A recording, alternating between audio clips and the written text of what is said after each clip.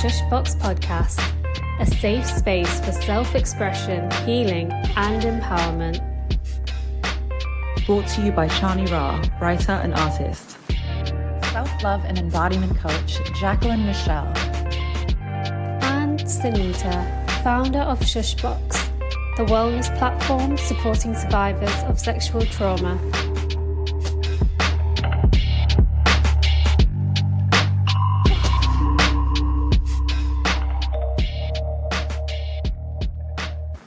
Hi guys, welcome back to the Shushbox podcast. It's Chani here and I'll be your host this episode. I'm so happy to say that we have Ash Alves with us, who is the mastermind behind the Warrior Reminder account on Instagram, who's going to tell us a little bit about how she got to the point of making Warrior Reminder and also a new journey she's embarking on as a coach. Warrior Reminder is a platform that aims to guide Black and Brown people to heal and reclaim self-authorship. I'm so excited that we have Ash here to talk to us, who is the co-founder of Warrior Reminder and has just started life coaching. So we're going to learn a lot about that. Hi, Ash. Hello, it's nice to be on this platform. Thank you for having me. Anytime. So me and Ash actually met on another Shushbox talk a while ago, and we kind of mutually followed each other's stuff for a while. So it's been really nice that we've been able to connect on a couple of occasions now. So yeah, I'm super excited to talk to you and learn more about what you're doing now with this coaching, because I've been following your journey and it's looking real cool. So just for the people that are listening that maybe haven't heard of you and your work before, why did you start Warrior Reminder? Because that was the initial, was that the first platform that you did? So basically I give an overview of me. And my whole history. Yeah, okay. So basically, 2018, I would say, I think it's 2018, I started to do blog posts. So I started to open up about my mental health, what I was going through, certain life lessons. It was really just to put it out there for anyone, whoever wants to read it can read it. And then it started to gain some traction. Mm-hmm. Then followed to doing making quotes, basically making quotes, affirmations, reflecting essentially the lessons that I was learning in my life at the time. I was in a dark space in 2018. So for me, writing was like an outlet, an opportunity for me to express what was going on inside. So obviously I started to see people resonating with my work. And then it just led to a path of fast forward to 2020, when I started Warrior Reminder. And Warrior Reminder was always something that kind of, it sparked out of that dark space that I was in. Mm-hmm. It was always something that I always kind of wanted to create some sort of space, if that makes sense, for people to come together. So I started Warrior Reminder February 2020, so before the pandemic.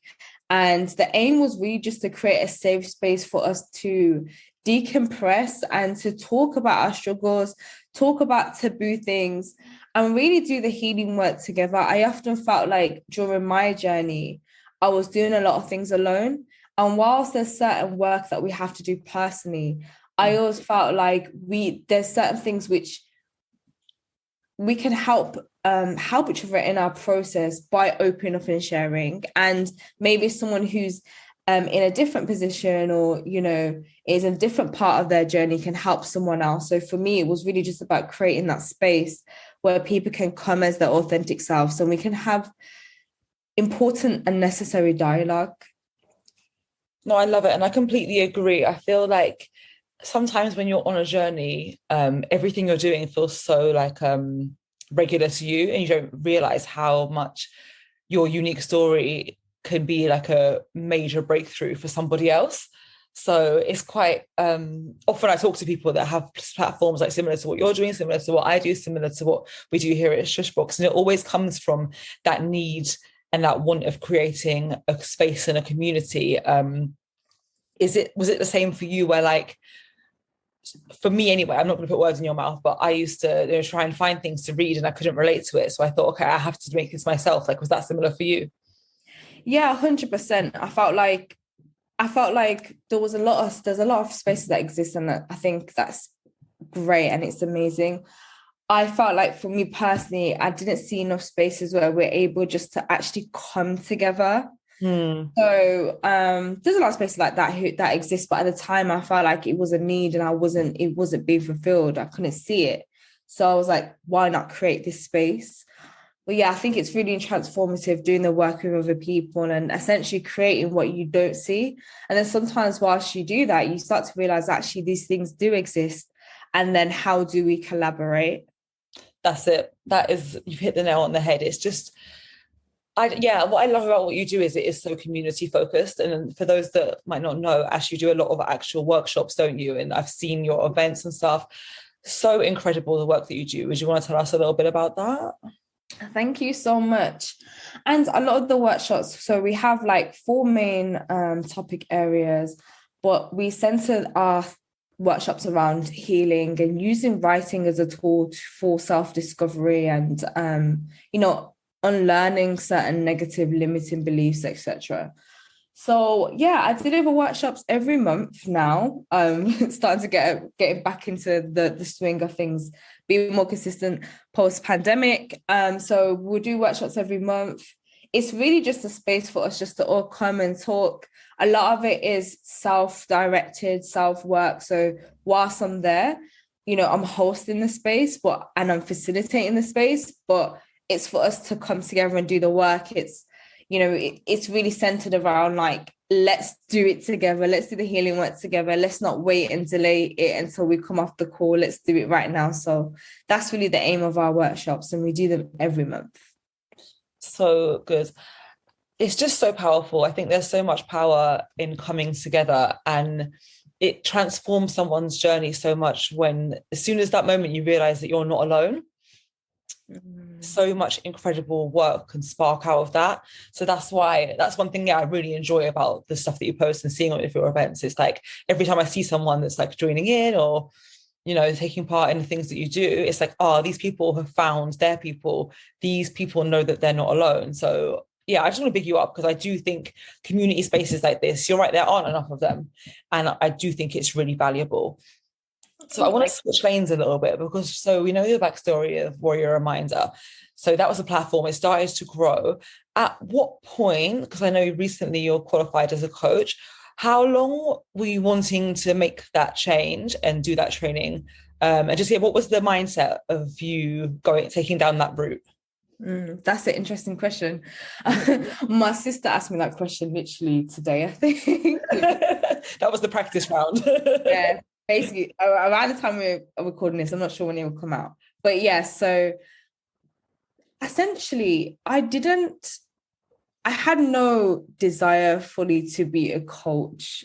It was not something that I was like planned to ever really do, if that makes sense. It was just something that like intuitively over time I just felt called to do it and to offer my gifts in a different way. So I've become used to, doing workshops. I've become used to using writing as a tool for me to talk about healing and to deliver messages which can help empower people to look within themselves and do the work, etc. And I have a lot of conversations surrounding these types of things relating to healing in my day-to-day life. I have these conversations all the time. And, it's something that people made me realize, I would say, around me, like in terms of, I've always felt like within myself anyways, and it's been reflected through people around me, that I've been able to see things, especially like roadblocks and things that people are experiencing that may not be at the forefront of their conscious awareness, and it's holding them back from certain things. So for me, it was like, okay, I give advice all the time anyways. And then over a period of time, I guess I did toil with the idea of being a coach. But then over time, especially this year, I was just like, do you know what? Why not do it and see where it takes you? Being a life coach and being able to utilize the skills and tools in terms of listening and understanding other people that would be beneficial in general, whether that's just in my day-to-day life or talking to clients or talking to people who I'm coaching. but it's something that became intentional, but I wouldn't say that I necessarily saw myself as following that path up until recently. And I'm really just trying to think of like following my intuition. But as well, sometimes we can get hits of doing something and it may just be our desire just to be visible or to be seen. So for some time of like reflection, I was just like, okay, yeah, I feel like this is for me. So I'm just going to go into this path. So yeah, I hope that answered your question. But it did answer the question. And one thing I love about the way you explained that is when you were talking about, you refers to your skills as your gifts. And I really like that language. And I really wish people would see themselves in that way more often, because when you're talking about intuition, you're able to kind of listen to people and hear what they're saying and see things that maybe are in their subconscious and sort of pull them out of people. That really is a gift, and that really is a skill. And I think it's admirable when people can see that they are able to do these things and then extend the hands to use these gifts to help other people. So I think I think it's really great. One question, I know we had some questions that we agreed on, but now when we talk, I just get more things I want to ask you. When you describe that in that way, as you can see these roadblocks for people and bring them out of people, and you're having these conversations every day in your personal life, how do you keep yourself from kind of like burning out? Because I know from doing this kind of work, not coaching, but similar work in a similar space, and speaking of lots of other people that work in a similar space, it can be very exhausting work because we're working from a space of emotion almost at all times. How do you kind of protect yourself? that's so interesting. It's something that I'm continuously learning, to be honest. But I feel like it's just simply paying attention to my body. Like I don't force myself to do things which I know is going against like my personal body clock, or if I'm feeling tired, I'm not going to force myself to do certain things. There are times where there's certain things that I need to get done, but folks, when it comes to stuff like emotional labor, there's times like, for example, when I'll get messages from people saying, like telling me their life story and what they're going through. And whilst like I'm fine to like be in service and, help people, it's not sustainable when I've got my own personal life things to do. And as well, how I don't want to spend all my time on my phone. I already have to use my phone a lot, working in my day job as well, doing marketing and communications, too much technology. I just cannot deal with it. So for me, it's really just like, I will respond when I have capacity, and I'll just tell people that, hey, I can't get back to you right now. I'll respond when I have capacity. And then sometimes I don't necessarily say that. I just respond when I can. It's just simple things like that, because I'm very clear at this point. There was a time when I used to really burn out because I was constantly in service, but I'm very intentional now because I just don't see the point me doing this work if I'm burnt out by everyone else's emotions. I don't feel like I'm able to activate the fullness of my gifts if I'm emotionally messed with other people. So for me to be in that space of full service, for me to give you fully, I have to have those boundaries with myself. So definitely just saying, just taking my time in response to things, saying no, saying not right now, I don't have the capacity, rearranging, rescheduling, all those things helps. So just being very flexible, and making sure that I have my day-to-day practices to make sure that I'm decompressing and I am letting go of any external energy, which is, it's just, grappling onto me. It's just, keeping me in a space where I feel like low energy and I feel like I'm just overextending myself. So just having those practices in place on a day-to-day basis, time for silence, time just to put my phone down, is really important. Definitely, especially in today's society, like especially a lot of the jobs that we do, like you were saying, marketing, communications, so many jobs are solely online at the moment. So definitely prioritizing that time. You were talking about setting boundaries with yourself, and I think that's a great topic just to sort of highlight there, because when we're talking about boundaries, often you see things about setting boundaries with other people, but setting boundaries within yourself as well, and sort of knowing how to recognize when you're burnt out, recognize when you're sort of emotionally drained, is so important. Yeah, I always like how you word things. I'm always listening, like, yep. You don't know if you said that on purpose or intentionally, but I'm glad people are here to hear it, because it's very important. Like, boundaries with yourself are as important, or would you say more important than boundaries with people around you? I just feel like the starting point should definitely be boundaries with yourself. I think we try to externalize our problems, when sometimes the reason why you're struggling to set boundaries is because you don't have them with yourself. I think always start first with yourself. Exactly. I was hoping you'll say that. Is so true.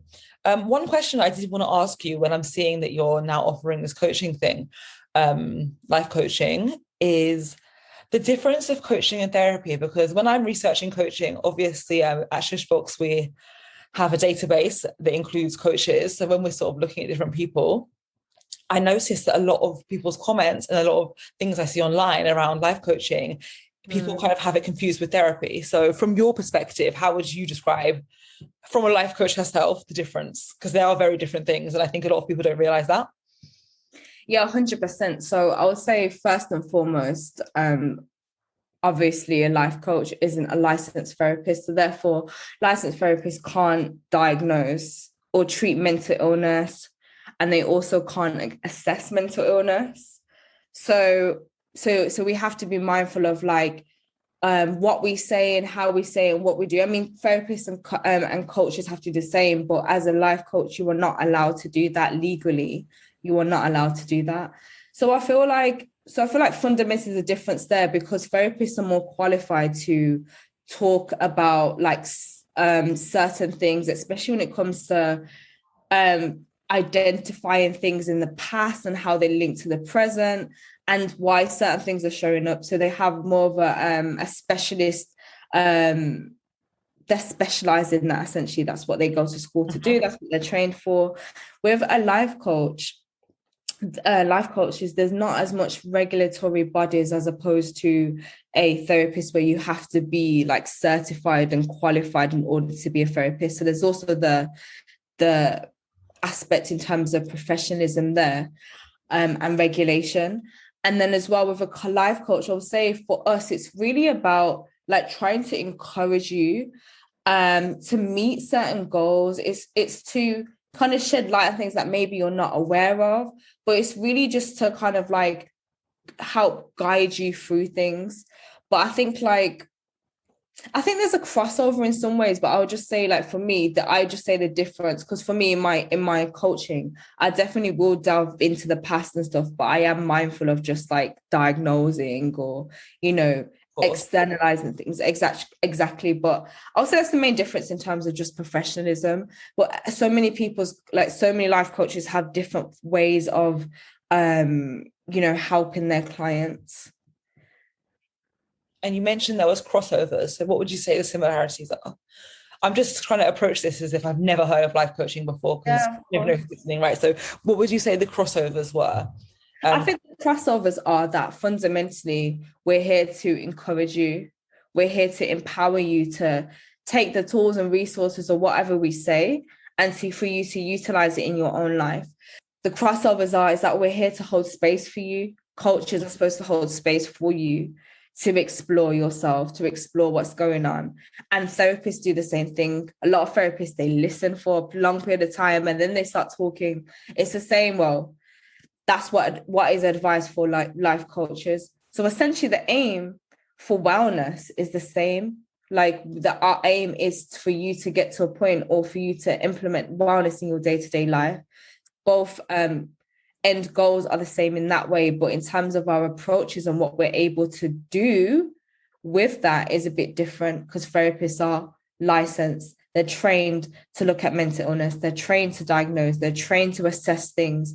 Life coaches are not trained. We're not allowed to tell you that you have this disorder. We're not allowed to do that, stuff like that. Okay, great. So I feel like you've cleared some things up there. Who would you say, or not maybe who, but what type of person would you say is a prime candidate for life coaching? Is there like sort of a specific area that you specialize in, or a specific area sort of that you feel most comfortable helping a certain type of person with a certain type of problem? Or would you say it's sort of something that fits for everybody? That's an interesting question. So for me personally, I like to work with people, especially empaths, people who identify as being an empath, and highly sensitive people, because I feel like our inner world is very complex. And how do we navigate life when there's so many complexities in our day-to-day, so much external stimuli? How do we navigate life where sometimes it's very cruel and unkind? How do we survive? So for me personally, I like to work with empaths and highly sensitive people, because I'm able to understand how that brain works, the overthinking, etc. So for me, that's who I work with. Mm-hmm. But in general, generally speaking, I would say coaching is for anyone who just feels like, you know what, I want to get out my way. I want to make a change. Maybe so many things, but maybe, you want to pursue a passion and you just need a bit of direction. Maybe you find it difficult to overcome a current obstacle. Perhaps you don't feel confident in yourself and you want to build a bit more self-trust, and you want to build more self-confidence. So a coach will come in and maybe shed light on things that you're not seeing, maybe give you a different perspective of how to see things. So I would say just anyone who wants to make a change, anyone who wants to make some sort of improvement, but maybe needs someone to guide them through it. I mean, with a lot of us, we have areas in our life where we're kind of stuck. It's a bit more difficult to overcome that particular obstacle. So, a coach is there for you to help guide you through those obstacles and find a new way of seeing it and approaching the issue. So I'll just say for anyone who really wants to make a change. This is why I thought it was so important for us to have this specific conversation once I saw that you were doing coaching, because I think life coaching is quite misunderstood. I feel like I get the vibe that a lot of people, when they think of a life coach or, getting a life coach, it's usually focused around career. Like you see these people that sort of do motivational speaking in the job space, and then they'll normally be life coaches as well. It's not very often, I think, the general populace kind of realize that, like you were saying, you can get a life coach just if you want to be more self-confident, if you want to, as you said, get out of your own way, if you have different obstacles, whether they be mental, physical, sort of blur those together. There's so many different things you can have a coach for, and I just think it's really, really important to highlight that, because not everything is about career, right? 100%. And on that note as well, like I've had a life coach myself personally, so I know the benefit. I know the best. See, that's the thing. I wouldn't want to be a coach. So that was one thing, a big thing for me as well. I didn't want to be a coach unless I've been coached. Mm-hmm. So I've had a life coach myself, and I was going through a difficult time when I approached this coach, and they really helped me just to navigate a few things and just trying to clear some like mental fog that I was experiencing at the time. So I think it's extremely beneficial, and it doesn't necessarily have to be related to career. Like you said, it could be anything where I'm just like, I don't know if it's my intuition talking to me or whether it's self-doubt, like just anything like, and those things can help you to clear up certain things or just see things in a clearer way, I would say. But yeah, it's very helpful. Do you have any tips for anybody on, like, maybe not have to give tips, I'm just trying to I like when you're talking about the difference of intuition and self-doubt, like how do you identify the difference in those many voices that we have sort of in our conscious telling us what to do? That's really interesting. I would say, so first of all, I would say to more solitude. You need to have time to actually be with yourself and be with your thoughts and be with your body. Like, I think the more time you have by yourself, the more you'll be able to discern between whether it is that self-doubt, limiting beliefs, core beliefs versus your intuition. So I feel like having more time for solitude clears that up. You're able just to discern between the two. I think if you're not tapped in with yourself, then it's difficult to know, what is speaking to you versus what's not. So I think that's the first thing, first and foremost. And then I would also say it just takes time to get to a point, not all the time for everyone, but I feel like if you are deep in not knowing the difference between the two, you have to take your time to inquire, like whilst you're in those spaces of silence, actually ask yourself, like, what is this? Like, what is coming up for me? That's one thing that I do. I just say, like, what is this? Is this self-doubt? Is this my intuition? Like, I'm not sure. And then sitting with decisions until it's clear, as opposed to making your mind up about it immediately. And sometimes you'll start to see the truth come out of what you're supposed to know. And then another thing is, like, currently I'm looking into, so one thing that I like to do, because the thing is, there's so much in life to learn, and I'm still in a space of learning myself.